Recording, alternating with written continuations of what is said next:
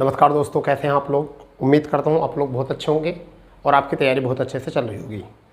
दोस्तों, हम UP PAT के कोर्स को कवर कर रहे हैं और यूपी पैट के कोर्स में हम पढ़ रहे हैं नदी और नदियों की घाटियाँ, ठीक है। और उसी में एक टॉपिक है कि हमें जितनी नदी हैं उनके बारे में एक विशेष जानकारी होनी चाहिए कि ज़रूरी नहीं कि यूपी पैट के लिए ही आपको तैयारी करनी है। आप जिस टॉपिक को तैयार करें वो सभी एग्ज़ामों में आपके लिए हेल्पफुल हो, इस तरीके से उसे तैयार करिए, यानी कि पूरी डिटेल से उसको समझोगे तो शायद आपको आपकी बेसिक समझ बनेगी और उसी के साथ साथ आप अपने एग्ज़ाम में, किसी भी एग्ज़ाम में आप अपने नंबर अच्छे से गेन कर सकते हो।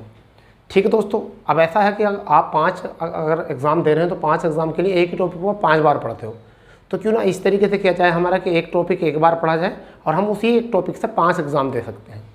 इस तरीके से तैयार कर लेंगे।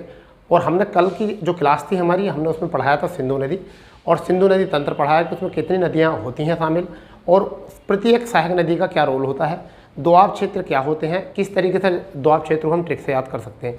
ऐसे हम आज बात करने वाले हैं। आपको पता है सबसे बड़ा तंत्र गंगा नदी तंत्र को हम आज बात करने वाले हैं। आप लोगों को गंगा नदी के बारे में पता होगा। तो देखिए, हम किसी भी टॉपिक को अगर पढ़ाते हैं तो पहले उसका सामान्य परिचय करते हैं, उसके बारे में फिर विशेष जानकारी, फिर हम मैपिंग और फिर हम पढ़ते हैं की पॉइंट निकालना। अगर आप इस तरीके से पढ़ोगे तो शायद आपको कोई दिक्कत नहीं आएगी। ठीक है, तो सबसे पहला हमारा क्या हो, जैसे मानिए एक तो होता है सामान्य परिचय, सामान्य परिचय। तो एक तो टॉपिक हमारा ये हो जाएगा। ठीक है, दूसरा जो हमारा होगा, मान लीजिए क्या, महत्वपूर्ण बिंदु, महत्वपूर्ण बिंदु। ठीक है भाई। और तीसरे में हमारा हो जाएगा मैप। क्या हो जाएगा? मैप। चौथे में हमारे हो जाएंगे MCQs। ठीक है, MCQs। इस तरीके से अगर हम इसको पढ़ेंगे तो शायद फिर कोई दिक्कत आएगी नहीं आपको। ठीक है भाई। तो चलिए, हम जो बात कर रहे हैं गंगा नदी की बात कर रहे हैं, आपको सबको पता है। ठीक है, गंगा नदी यानी कि भारत की सबसे लंबी नदी। ठीक है भैया, लंबाई जो है वो कितनी है, अगर हम इसकी बात करें लंबाई कितनी है तो आपको ये लिखना है 2525.6 किलोमीटर। ये इसकी क्या है? लंबाई है। तो एक तो ये सबसे बड़ी लंबाई, फिर एक इसकी खासियत क्या है कि स्वतः स्वच्छ होने वाली नदी, स्वतः स्वच्छ होने वाली नदी हम इसको कह सकते हैं। ये कैसी नदी है? जो स्वतः स्वच्छ हो जाती है। अब इसका रीजन क्या होता है? इसमें एक बैक्टीरियोफेज नाम का बैक्टीरिया पाया जाता है, जिससे क्या होता है, ये स्वतः ही अपने आप को क्या कर लेती है। क्या पाया जाता है इसके जल में? बैक्टीरियोफेज पाया जाता है। फिर क्या होता है, DO की मात्रा जो है वो ज़्यादा होती है। DO की मात्रा क्या होती है? ज़्यादा होती है, जिसे हम कहते हैं डिसोल्व ऑक्सीजन। क्या होती है? डिसोल्व ऑक्सीजन की मात्रा ज़्यादा होती है। ठीक है, और डिसोल्व ऑक्सीजन ज़्यादा होने के कारण यहाँ पर क्या पाई जाती है? डॉल्फिन मछली जो है सबसे ज़्यादा यहाँ पर पाई जाती है। अगर हम बात करें डॉल्फिन को, तो राष्ट्रीय जलीय जीव इसे कब घोषित किया गया था? तो 2009 में इसको जो है जलीय घोषित कर दिया गया था। तो इतनी बात थोड़ी सी आपको यहाँ से याद रखनी है। पहले तो इतनी बात याद रखो कि भारत की सबसे लंबी नदी है। ठीक है, इसकी लंबाई कितनी है? 2525.6 किलोमीटर है। ठीक है, इसकी एक क्वालिटी क्या है कि ये स्वतः स्वच्छ होने वाली नदी है। स्वतः स्वच्छ होने वाली नदी है क्योंकि इसका जल जो है बहुत लंबे समय तक भी अगर रखे रहते हैं हम अपने पास, गंगा जल जिसको बोलते हैं, ठीक है, तो कभी भी ख़राब नहीं होता है। इस वजह से, क्योंकि इसमें क्या होता है, बैक्टीरियोफेज पाया जाता है और इसमें DO की मात्रा जो होती है ज़्यादा होती है, जिसे हम कहते हैं डिसॉल्व ऑक्सीजन। और इसी कारण यहाँ पर जो है डॉल्फिन मछली भी ज़्यादा पाई जाती है। और डॉल्फिन मछली को जलीय जीव जो घोषित किया गया था वो कब किया गया था? 2009 में। फिलहाल में आप इतनी जानकारी करेंगे। फिर बात आती है इसके बाद में कि गंगा नदी जो है भारत में कितने राज्यों में बहती है। ठीक है, ऐसी जो बातें हैं ना, इसको पूरी तरीके से नोट करते चलाओ, अच्छे तरीके से नोट करते जाओ। ठीक है, जैसे क्या, गंगा नदी ठीक है। अब देखिए गंगा नदी कितने राज्यों में बहती है, ये आपकी यूके में बहती है। यूके के बाद में अगर हम बात करें तो यूपी में, ठीक है। यूपी की अगर हम बात करें तो बिहार में, बिहार की अगर हम बात करें तो आपकी बिहार के और बाद में आपका पाया जाता है झारखंड। कहाँ पर पाई जाती है, ये झारखंड।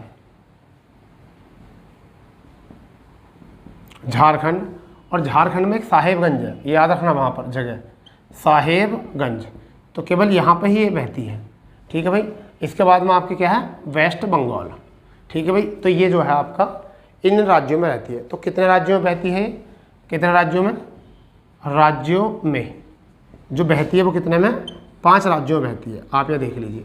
तो एग्जाम में ये बात भी आ सकती है कितने राज्यों में, तो क्यों, क्योंकि झारखंड वाले एरिया को बच्चे जो हैं भूल जाते हैं, इसको याद नहीं कर पाते वहाँ पर। अगर हम बात करें गंगा नदी का अफवाह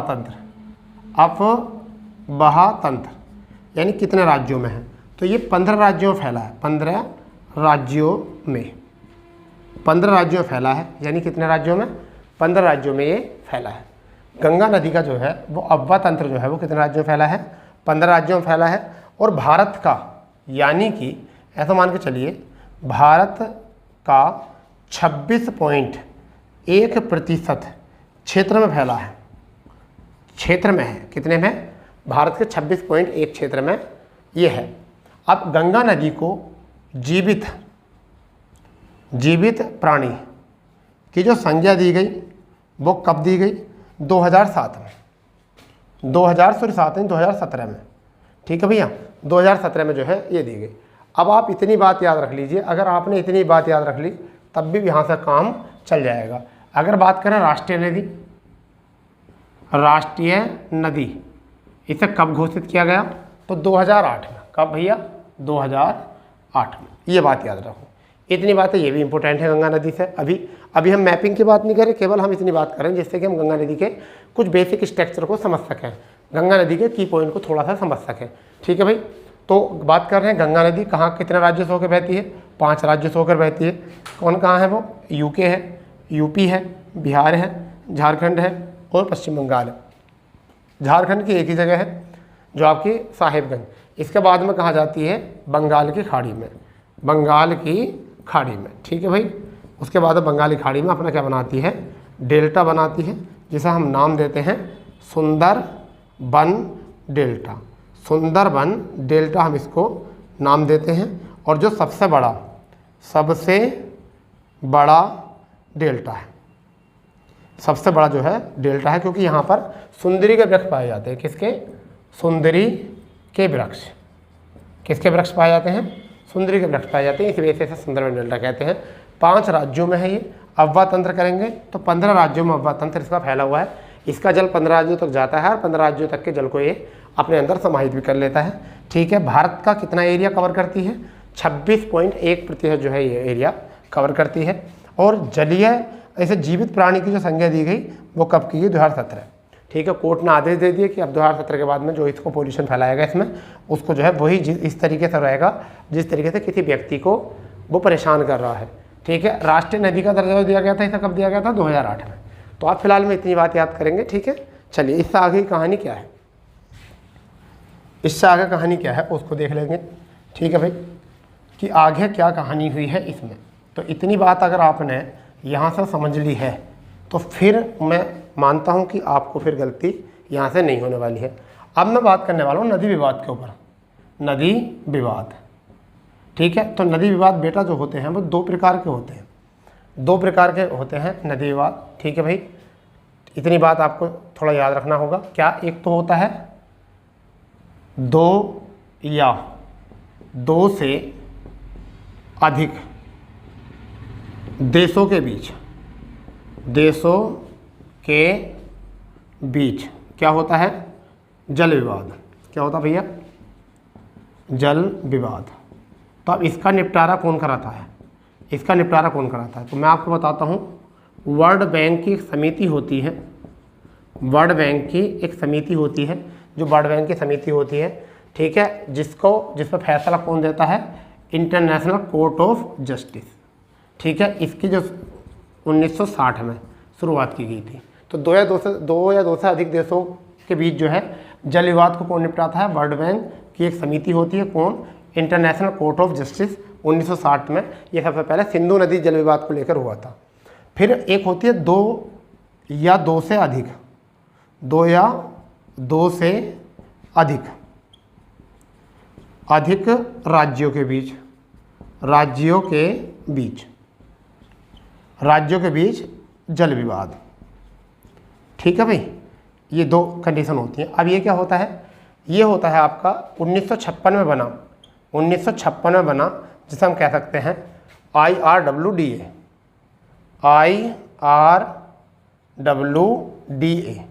यानी कि इंटर स्टेट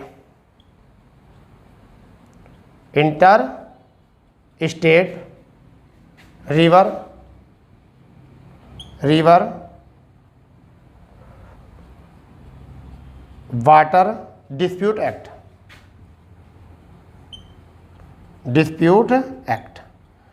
कब? 1956। तो ये बात जो है ना बहुत कम बच्चों को पता होती है बेटा, आप इनको ध्यान रखो, इनको अच्छे तरीके से करो। ठीक है, क्या होता है कि जब नदी विवाद होता है, नदी विवाद या जल विवाद जिसे कहते हैं हम, नदी विवाद या जल विवाद जब कहते हैं तो क्या होता? दो या दो से अधिक देशों के बीच जो विवाद होता है, जल विवाद, उसे कौन देखता? वर्ल्ड बैंक की एक समिति होती है, जिसे हम कहते हैं इंटरनेशनल कोर्ट ऑफ जस्टिस, और उसकी 1960 में की गया था। और जब दो या दो से अधिक राज्यों के बीच जब जल विवाद होता है तो वो किसके द्वारा होता है? IRWDA के द्वारा। यानी कि IRWDA क्या है? इसका है inter state river water dispute act. ठीक है, इसका फुल फॉर्म ये होता है, और 1956 में जो है इसकी शुरुआत की गई थी। ठीक है भाई, तो अब जो हम देखने वाले हैं वो क्या देखेंगे? अब हम देखेंगे इसका मैप कि कौन सी नदी कहाँ से उद्गम होती है, कहाँ पर इसका है, पूरे मैप को जो है हम यहाँ से बात करने वाले हैं कि क्या है इसका मैप। ठीक है भाई दोस्तों, तो अब जो हम देखेंगे इसका मैप देखेंगे।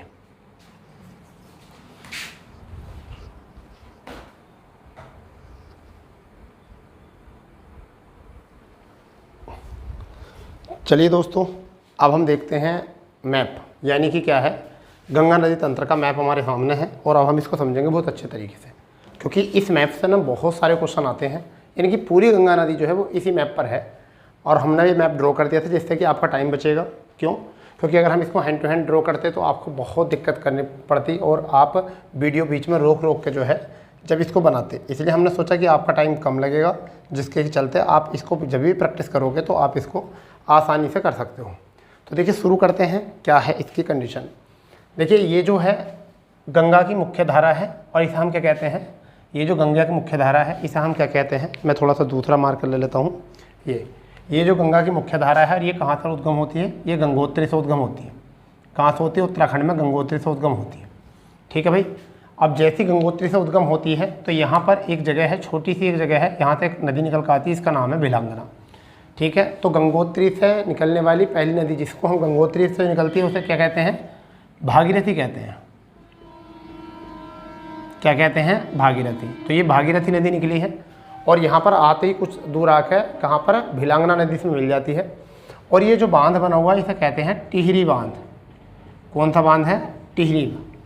तो ये टिहरी में जाकर मिलती है। क्लियर इतनी बात?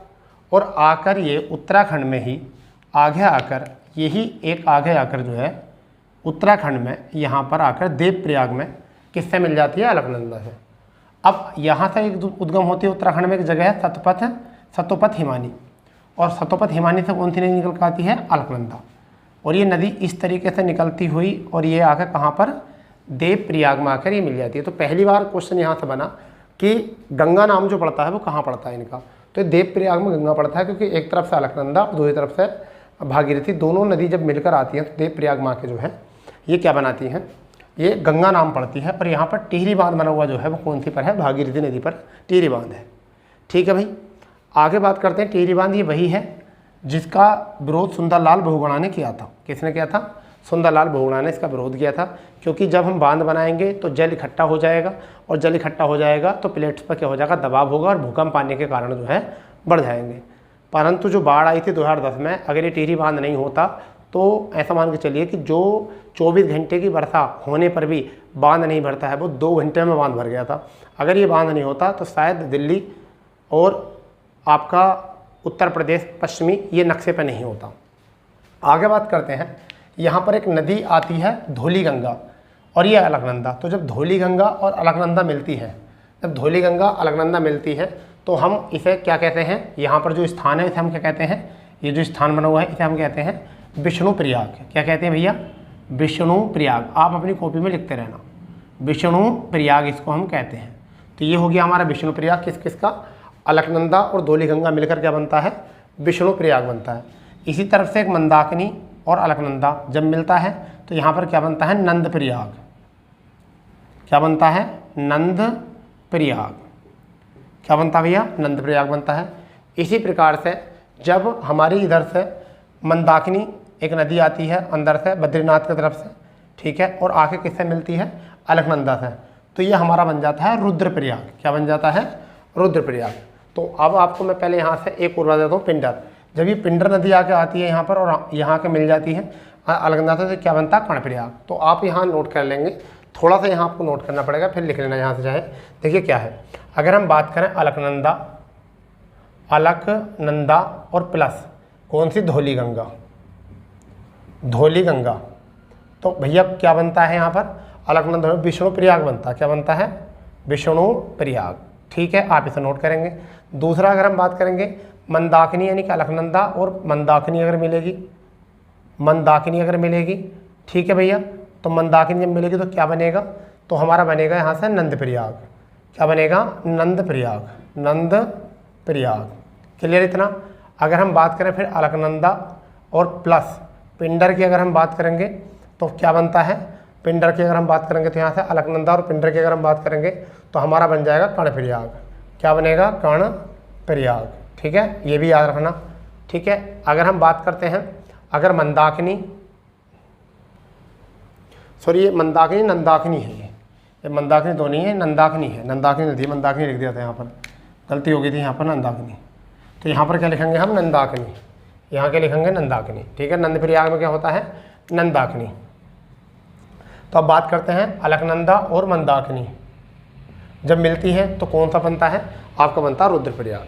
ठीक है भैया, तो ये आपको थोड़े से 5 प्रयाग हैं, क्योंकि जब भागीरथी और अलकनंदा मिलती है तो क्या बन जाती है आपके, क्या बन जाती है, देवप्रयाग। तो एक बार सुनेंगे इनको, क्या, जब अलकनंदा और भागीरथी मिलती है देवप्रयाग, अलकनंदा धौली गंगा मिलती है विष्णु प्रयाग, ठीक है, अलकनंदा नंदाकिनी मिलती है नंद प्रयाग, अलकनंदा पिंडर मिलती है तो कर्णप्रयाग, अलकनंदा मंदाकिनी मिलती है तो रुद्रप्रयाग। ये 5 प्रयाग आपको याद रखने हैं। थोड़े से और आगे चलते हैं तो यहाँ आकर जो आ जाता है वो हमारा आता है उत्तर प्रदेश का एरिया, जहाँ पर है गढ़मुक्तेश्वर, जहाँ पर मेला लगता है गढ़ का।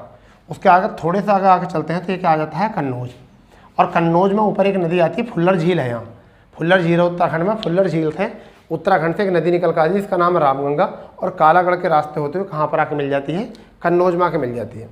फिर आगे आते हैं, यहाँ पर एक स्थान तो उसे हम क्या कहते हैं, प्रयागराज। इसे हम क्या कहते हैं, प्रयागराज, या हम त्रिवेणी संगम, क्या कहते हैं, त्रिवेणी संगम, इसे हम क्या कह सकते हैं, त्रिवेणी संगम भी कह सकते हैं। ठीक है भाई, यहाँ था। अब इससे पहले हम जरा त्रिवेणी संगम पर कौन सी नदी आके मिलती है, तो यमुना। तो देखिए यमुना का उद्गम जो है ये भी उत्तराखंड से होता है, और उत्तराखंड से होते हुए कहाँ तक, इटावा। पहला स्थान जो है वो क्या आया, इटावा हमारा स्थान आया पहला। मगर ये कहाँ से है, इसका जो उद्गम होता है वो कहाँ से होता है, बंदरपुंछ, बंदरपुंछ की पहाड़ियों से इसका उद्गम होता है। ठीक है भाई, अगर हम बात करें तो जनापाऊ की पहाड़ियों से, जनापाऊ की पहाड़ियों से एक नदी निकल के जाती है जिसे हम कहते हैं चंबल नदी। और चंबल नदी कहाँ जाके मिल जाती है, इटावा में। तो चंबल नदी किसकी सहायक नदी हो गई, यमुना की सहायक नदी। ठीक है भाई, यहाँ पर कार की बड़ी एक जगह है, ठीक है, ये पहाड़ है, यहाँ से क्षिप्रा नदी निकलती है और किस में जाके मिल जाती है, चंबल में। तो याद रखना है। नीचे विंध्या पर्वत है, और विंध्या पर्वत से कौन सी नदी निकलती है, बेतवा, और कहाँ जाके मिल जाती है, ये आपकी कहाँ जाके मिल जाती है, हमीरपुर। कहाँ जाके मिल जाती है, हमीरपुर आके ये मिल जाती है। ठीक है, आगे अगर हम बात करते हैं, अगला पॉइंट जो है ये हमीरपुर हो चुका है। अगला पॉइंट अगर हम देखें तो बांदा। ठीक है, तो बांदा में क्या है, एक जगह है यहाँ पर कैमूर पहाड़ियाँ। कौन सी पहाड़ियाँ हैं, कैमूर पहाड़ियाँ। और यहाँ से एक नदी निकलती है जिसे हम क्या कहते हैं, कैन नदी, और जाके कहाँ मिल जाती है, कहाँ मिल जाती है, बांदा में। और अब यहाँ से क्वेश्चन आ जाएगा एक बार में कि यमुना की सहायक नदी कौन सी है, तो चंबल, चंबल की सहायक नदी छपरा, छपरा ये वही है जो उज्जैन इसके किनारे बसा हुआ है। ठीक है, बेतवा यानी कि हमीरपुर, केन बांदा में जाके मिलती है और त्रिवेणी संगम प्रयागराज में आके मिल जाती है। ठीक है, तो हमने इन नदियों को तो कवर करा है। थोड़ा सा मैं इनको डार्क कर रहा हूँ जिससे कि आपको ये पूरी तरीके से जो है तैयार हो जाए और भी आपको अच्छे से दिखना शुरू हो जाए, इसलिए मैं डार्क कर रहा हूँ अब इनको। ठीक है भाई, आगे अगर हम बात करते हैं तो एक नदी ऊपर है, पीलीभीत से निकलती है। कौन सी जगह से निकलती है? पीलीभीत से। इस तरीके से टर्न लेती है और लखनऊ के रास्ते यहाँ से लखनऊ जौनपुर के रास्ते होती हुई और कहाँ पर? लखनऊ जौनपुर के रास्ते होते हुए कहाँ पर? गाजीपुर में आके मिल जाती है और इस नदी का नाम है गोमती। क्या नाम है इसका? गोमती। फिर आगे एक नदी निकलती है मिलाप ग्लेशियर से, एक नदी निकलती है मिलाप ग्लेशियर ऊपर नेपाल बॉर्डर पर, और एक तो नाम है इसका शारदा। ठीक है, क्या नाम है? शारदा। दूसरी तरफ नाम क्या है इसका? घाघरा। दो धाराओं में पहले प्रभावित होती है, फिर बाराबंकी में आकर ये एक जगह प्रभावित होती है और घाघरा ही नाम लेकर ये छपरा में जाकर ये गंगा की मुख्य धारा में मिल जाती है। गंगा की मुख्य धारा में जाकर मिल जाती है और कहाँ पर मिल जाती है? ये छपरा में जाकर मिल जाती है। ठीक है भाई, इतनी बात याद रहेगी आपको। इसके बाद में अगर हम बात करें यहाँ पर तो देखिए, इसके बाद में अगर हम बात करते हैं यहाँ अमरकंटक की पहाड़ी है। क्या पहाड़ी है? अमरकंटक की पहाड़ी है और यहाँ से एक नदी उद्गम होती है जिसे हम कहते हैं सोन नदी। कौन सी? सोन नदी। और जाकर जो है किससे मिल जाती है? पटना में जाकर, पटना में एक जगह दानापुर, पटना से 10 किलोमीटर दूर, वहाँ पर जाकर मिल जाती है। तो हमें तो पटना ही याद रखना है, पटना के पास जाकर दानापुर में जाकर मिल जाती है। और यहाँ पर जो है एक बांध है, जहाँ हाजीपुर में एक बांध है जिसे हम कहते हैं महात्मा गांधी सेतु। और महात्मा गांधी सेतु की लंबाई जो है 55-75 मीटर है। कितनी है? 55-75 मीटर। तो ये भी आप लिख लेना, इसको यहाँ पर है बना हुआ। इसके बाद में यहाँ एक नदी निकलती है नेपाल बॉर्डर से, इसका कोई ज़्यादा रोल है नहीं। एक नदी निकलती है नेपाल बॉर्डर से, इसका नाम जो है वो क्या है? गंडक नदी है। कहाँ पर मिलती है? सोनपुर, बिहार। यहाँ पर सबसे बड़ा पशु मेला लगता है सोनपुर में। ठीक है, तो गंडक नदी यहाँ से निकलती है। इसके बाद में एक जगह है बुरसेला। कौन सी जगह है? बुरसेला। कहाँ पर है ये थोड़ा सा याद रखना है, कहाँ पर है भैया? ये बुरसेला है। ठीक है, बिहार में है ये। और यहाँ से एक नदी निकलती है गोसाई धाम से। गोसाई धाम से जो है सप्तधारा नदी निकलती है, तो 3 धारा उधर चली जाती है, 4 धारा, 3 धारा इधर आ जाती हैं और इसे हम कहते हैं कोशी नदी। और ये यहाँ से उद्गम होती है कोशी नदी। कोशी को बिहार का शोक क्या कहा था? कोशी को बिहार का शोक, सबसे ज़्यादा मार्ग बदलने वाली नदी किसे कहा था? कोशी को कहा जाता है। ठीक है भाई, इसके बाद में एक जगह है आपकी फरक्का परियोजना भी कह देते हैं यहाँ पर, या दामोदर घाटी भी कह देते हैं इसको, फरक्का या दामोदर। और यहाँ से एक नदी निकलती है महानंदा। ये कहाँ से निकलती है? ये दार्जिलिंग से निकलती है। कहाँ से निकलती है? दार्जिलिंग।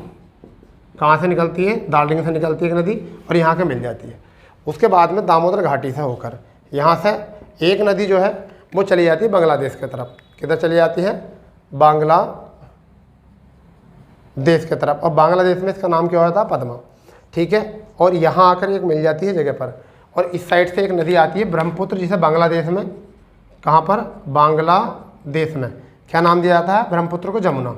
ठीक है भैया, कौन सा? जमुना। ठीक है, तो जमुना और मेघना, जमुना और पद्मा दोनों मिलकर किसका निर्माण करती हैं? मेघना। और मेघना ही नाम से बंगाली खाड़ी में गिर जाती है। इधर जो है दामोदर घाटी से होते हुए एक नदी जाती है जिसे हम कहते हैं हुगली, और ये बंगाली खाड़ी में गिर जाती है। ठीक है, परंतु हुगली की एक सहायक नदी है जिसे हम कहते हैं हाजीपुर, छोटे नागपुर का पठार। ये क्या है? छोटा नागपुर का पठार। यहाँ से एक नदी बीच बीच में से निकलती है। ठीक है, और जिसका नाम जो है वो क्या है? दामोदर नदी। क्या नदी है? दामोदर नदी। ऐसे 2 भागों में बांट दी। ऊपर वाला भाग जो होता है हाजी पठार होता है और नीचे का जो होता है वो होता है रांची का पठार। और जाके कहाँ मिल जाती है? ये हुगली में जाके मिल जाती है। तो ये है हमारी गंगा नदी का मैप। ठीक है, आप इसको या तो स्क्रीनशॉट लेना चाहो तो स्क्रीनशॉट ले लो। ठीक है, आपका जैसा मन करे आप इसको कर सकते हो। हम निकालेंगे अब यहाँ से, एक बार रिकॉल करेंगे। सबसे पहले यहाँ पर आप धौली गंगा का है विष्णुप्रयाग, नंदाकिनी जब मिलेगी तो क्या मिलेगा? नंदप्रयाग। पिंडर जब मिलेगी यहाँ पर, जब पिंडर मिलेगी तो क्या हो जाएगा हमारा? कर्णप्रयाग। ठीक है, और जब मंदाकिनी मिलेगी तो क्या हो जाएगा? रुद्रप्रयाग। भीलांगना के आने पर टिहरी बांध बन जाता है। यमुना नदी कहाँ से निकलती है? बंदरपुर से। देवप्रयाग में अलकनंदा और भागीरथी दोनों नदी मिलकर क्या बन जाती है? देवप्रयाग में। गढ़मुक्तेश्वर इसी किनारे बसा हुआ है। कोलकाता भी इसी किनारे बसा हुआ है। कन्नौज में जो है कौन सी आकर नदी मिलती है? रामगंगा। कहाँ से उद्गम होती है? फुल्लर से, कालागढ़ के रास्ते। यहाँ पर है त्रिवेणी संगम या प्रयागराज। कौन सी नदी आकर मिलती है? यमुना। ठीक है, यमुना इसकी सबसे बड़ी सहायक नदी है। और चंबल नदी यहाँ आकर, ठीक है, बेतवा हमीरपुर में, केन जो है बांदा में। गाजीपुर में कौन सी आगे नदी मिलती है? गोमती, जो पीलीभीत से निकलती है। छपरा में कौन सी आगे नदी मिलती है? जो जिसे हम कहते हैं घाघरा, ठीक है। आपकी पटना दानापुर में कौन सी मिलती है? सोनपुर, जो अमरकंटक से उद्गम होती है, ठीक है।